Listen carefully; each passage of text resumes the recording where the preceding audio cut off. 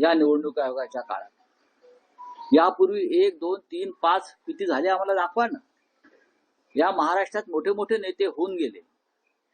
महापालिका क्षेत्रात असतील, विधानसभा क्षेत्रात असतील, मोठे मोठे सामाजिक कार्यकर्ते, त्यांनी प्रचंड सामाजिक कार्य केलेलं आहे बरं का. जॉर्ज फर्नांडिस पासून अहिल्या रांगणेकर पर्यंत, मुनाळ गोरे पर्यंत, अगदी दत्ताजी नरवाडे विधानसभेचे अध्यक्ष होते. कोणी बिनविरोध निवडणूक होऊ दिली नाही. इतके मोठे नेते होते, इतकं प्रचंड काम ह्या लोकांनी केलेलं आहे. मनोहर जोशी होते नगरसेवक, कधी झाली आहे का बिनविरोध? मग हे सगळे छपरी टपरी बरं का, शिंद्यांचे आणि भाजपचे गुंड मवाली लोक हे निवडून बिनविरोध आणले जातात आणि निवडणूक आयोग त्यांना क्लीन चिट देत आहे.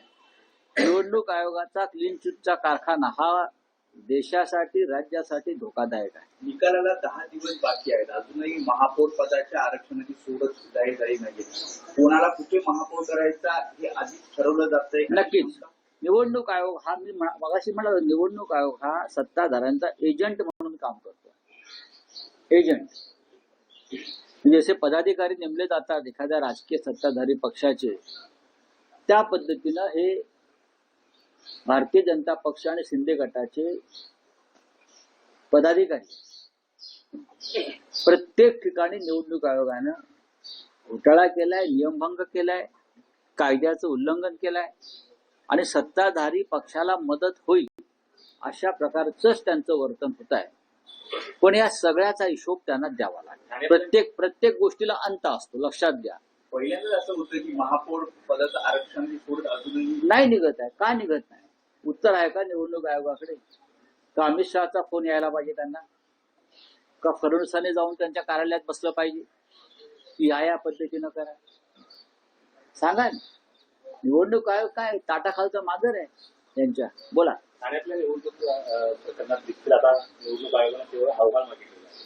निवडणूक आयोग हा एजंट आहे म्हटल्यावरती सत्ताधाऱ्यांचा, तो अशाच अहवालाच्याच गोष्टी करणार ना, ठोस कारवाई करणारच नाही. निवडणूक आयोग बरखास्त केला पाहिजे आणि निवडणुका घेणं बंद केलं पाहिजे यापुढे. जोपर्यंत केंद्रामध्ये मोदी शहा आणि महाराष्ट्रामध्ये फडणवीस शिंदे सत्तेवर आहेत, तोपर्यंत निवडणूक आयोगाला टाळं लावलं पाहिजे पूर्णपणे आणि निवडणुका घेणं बंद केलं पाहिजे. सुरतमध्ये एका मेळाव्यात केंद्रीय मंत्री CR पाटील म्हणतात की शिवाजी महाराज हे पाटीदार. हो, हे पाटीदार म्हणजे हा महाराष्ट्राचा फार मोठा अपमान आहे मराठी समाजाचा. छत्रपती शिवाजी महाराज हे महाराष्ट्राचं, मराठी माणसाचं आणि हिंदवी स्वराज्याचं एक दैवत आहे. जसे अनेक युगपुरुष त्या पक्षांना पळवायचा प्रयत्न केला, मग नेताजी सुभाषचंद्र बोस, सरदार पटेल, रवींद्रनाथ टागोर बरं का, हे पळवायचा प्रयत्न केला पण उपयोग झाला नाही. शेवटी आता ते छत्रपती शिवाजी महाराजांना पळवायचा प्रयत्न करतात गुजरातला. पण या छत्रपती शिवाजी महाराजांनी तुमची सुरत लुटली होती आणि पळापळ करून सोडली होती, दाणादाण करून सोडली होती, विसरू नका. माझ्या भारतीय जनता पक्षाच्या नेत्यांना एक आव्हान आहे बरं का, तुम्ही शिवाजी महाराजांना जात लावू नका. ते विश्वपुरुष होते. आधी अरबी समुद्रातलं शिवस्मारक पूर्ण करा आणि मग शिवाजी महाराजांची जात काढा. हा, पाटीदार होते, अमुक होते, तमुक होते, हा विषय आता काढण्याचा प्रश्न काय? महाराष्ट्राला आणि मराठी माणसाला डिवचण्याचा हा प्रकार. आम्ही तुमचं सगळ्यात मोठं दैवत सुद्धा कारखाने पळवले, जमिनी पळवल्या, शिवसेना पळवली, राष्ट्रवादी काँग्रेस पळवली. हा, अधून मधून बाळासाहेब ठाकरेंसंदर्भात त्यांना प्रेमाचा उमाळा येतच असतो. उद्या बाळासाहेब ठाकरे पळवतील, एक पुतळा उभारतील तिकडे हात देऊन गुलाब्याचा. आता छत्रपती शिवाजी महाराज पळवायला लागले. हे निर्लज्ज लोक आहेत. हा, शिवाजी महाराज पळवताय तुम्ही, महाराष्ट्र आराध्य दैवत आमचं. तुमच्याकडे काय दैवत नाहीत, ते सगळे राक्षस आहेत का गुजरातमध्ये? बकासूर, अजित पवारांच्या भाषेत. तुमच्या गुजरातमध्ये कोणी महान नेते जन्मालाच आले नाहीयेत का?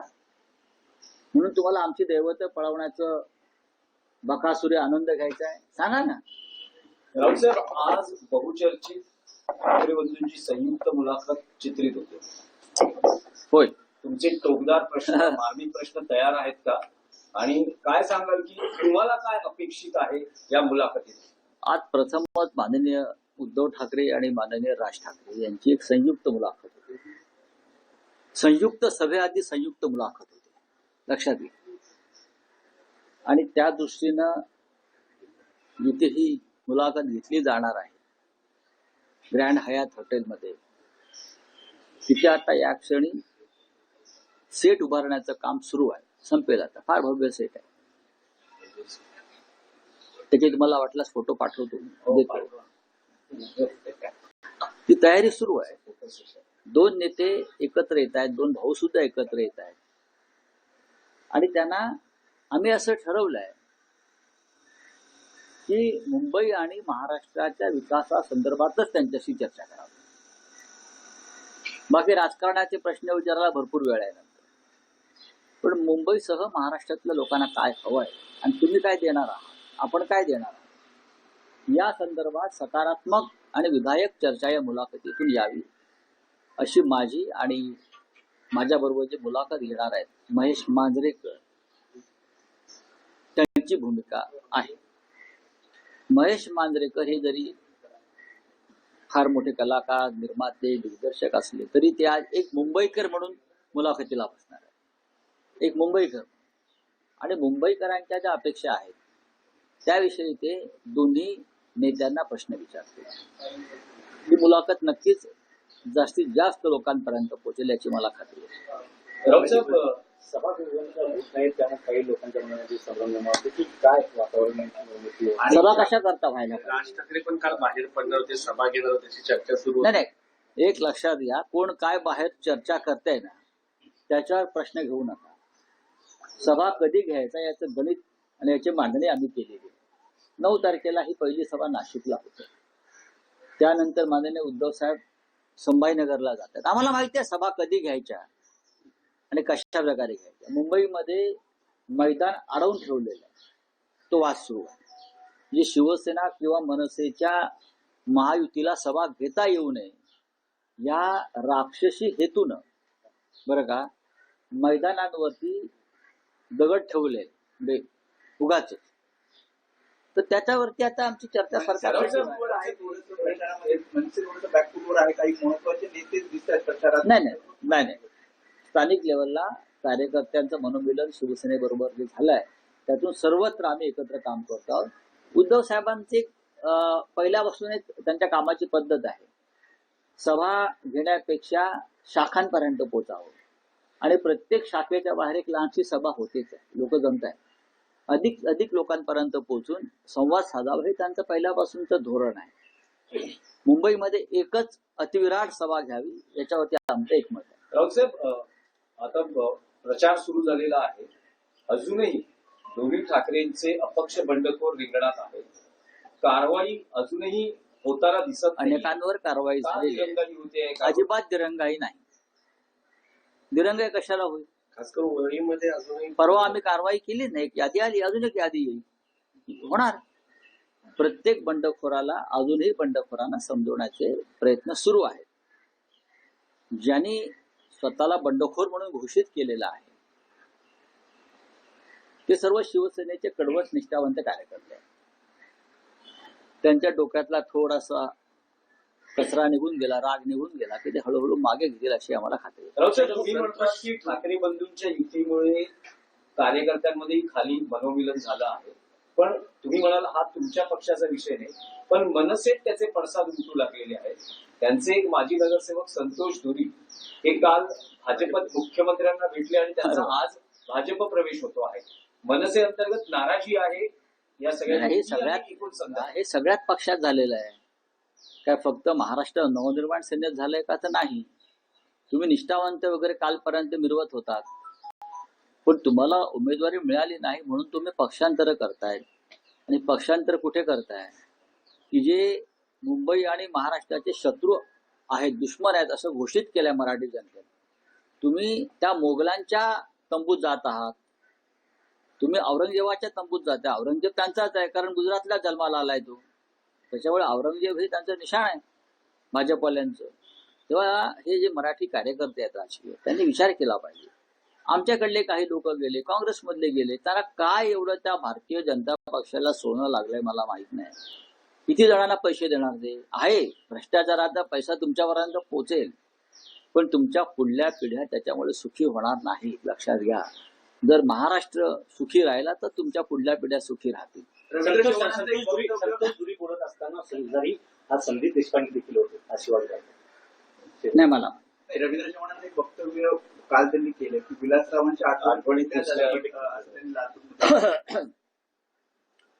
त्यांना शिवाजी महाराजांच्या आठवणीही पुसायच्या आहेत त्या भारतीय जनता पक्षाला. त्यांना महात्मा गांधी पंडित नेहरूंच्या आठवणी पुसायच्या आहेत. त्यांना शिवसेना तोडून किंवा विकत घेऊन बाळासाहेब ठाकरे हिंदू हृदय सम्राटांच्या आठवणी पुसायच्या आहेत. त्यांना शरद पवारांचं कार्य पुसायचं आहे. आणि त्यांना काय ठेवायचं आहे तर स्वतः आयत्या बिळावर मारलेल्या रेघोट्या ही त्यांना ठेवायच्या आहे. पण लक्षात घ्या, जेव्हा अतिरेक झाला तेव्हा वेनेझुएलाचा राष्ट्राध्यक्ष सुद्धा हातात बेड्या घालून तुरुंगात गेला. तो सुद्धा होत चोरी करत होता. तो सुद्धा विरोधकांचे लोक फोडत होता. तो सुद्धा विरोधकांना तुरुंगात डांबत होता. प्रत्येक गोष्टीला एक अंत आणि शेवट असतो. असा अंत ह्या लोकांचा सुद्धा होईल हे लिहून ठेवा. साहेब, काल तुम्ही ठाण्यात होता आणि काल ठाण्यात राज्याचे उपमुख्यमंत्री एकनाथ शिंदे प्रचारात होते. रोड शो झाला. त्यांनी एक विधान केलं आहे की कोरोनाच्या काळात आम्ही पीपी किट घालून रस्त्यात हॉस्पिटलमध्ये गेलो. काही लोक घरात मास्क लावून माझ्या माहितीप्रमाणे एकनाथ शिंदे यांनी करोना झाल्याचं नाटक केलं होतं प्रसिद्धीचं.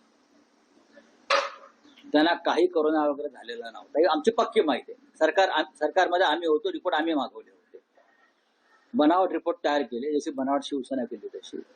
आणि पीपी किट घालून बेडवर बसले आणि सह्या करत होते, दाखवत होते. ही अशी सोंगडोंग तुम्ही आतापर्यंत करताय. कळलं? माननीय उद्धव साहेबांनी करोना काळात काय केलं हे अख्ख्या जगाला देशाला माहिती आहे ना. जगाने दखल घेतली. मग धारावी असेल, मुंबई, जगाने दखल घेतली. वर्ल्ड WHO जागतिक आरोग्य संघटनेने दखल घेतली. आता जागतिक आरोग्य संघटनेत तर शिवसैनिक नाहीयेत ना. जर तिकडे तुम्हाला पैसे देऊन रिपोर्ट बदलता आला असता तर ते बदलला असतं. ते तुम्हाला जमलं नाही. पण जागतिक आरोग्य संघटना, न्यूयॉर्क टाइम्स, त्यानंतर लंडन टाइम्स, या सगळ्यांनी मुंबई महाराष्ट्रामध्ये करोनात राज्याचे मुख्यमंत्री कशा प्रकारे काम करतायत याच्यावरती माहिती दिली आहे. मोदींनी कौतुक केलंय स्वतः. हे काय सांगतात, हे यांना काय करोना वगैरे अजिबात झालेला नव्हता. उमेदवारी मागे घेण्यासाठी मध्यरात्री तुम्हाला उचलण्यात आल्याचा आरोप आहे का अपक्ष उमेदवारांना वॉर्ड नंबर 135 मधून केलेला आहे, ज्यामध्ये निवडणूक आयोगाने दखल घ्यावी. आमचा एक विषय आहे की एवढा सगळा मुंबई महापालिका आणि 29 महापालिकांचा निवडणुकीचा प्रचार सुरू आहे. विशेषतः महत्वाचं म्हणजे मुंबई महापालिका. मी असं म्हणाल का हा आमच्या पक्षाशी संबंधित विषय नाही, पण महाविकास आघाडीतला तुमचा मित्र पक्ष सध्या काँग्रेस आहे कुठे, अशी एक राजकीय वर्तुळात चर्चा आहे. नाही, काँग्रेस तर आमच्या नव्या आघाडीत नाहीये.